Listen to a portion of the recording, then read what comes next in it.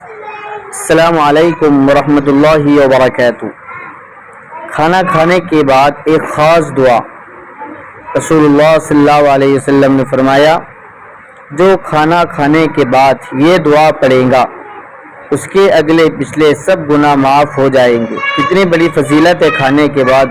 ایک تو سنت پر عمل ہے، دوسرے پر دعا پڑھنے سے اللہ کی نعمتوں پر شکر گزاری ہے، اور تیسرے ہمارے گناہ اس کے ذریعے سے معاف ہو جاتے ہیں۔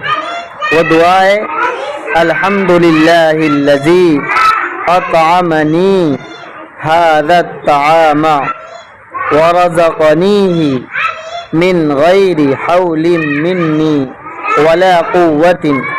اس کا ترجمہ ہے، تمام تعریفیں اللہ کے لیے ہے جس نے مجھے یہ کھانا کھلایا اور قوت اور طاقت کے بغیر مجھے یہ رزق عطا فرمایا۔ ناظرین، اس دعا کا اہتمام کریں۔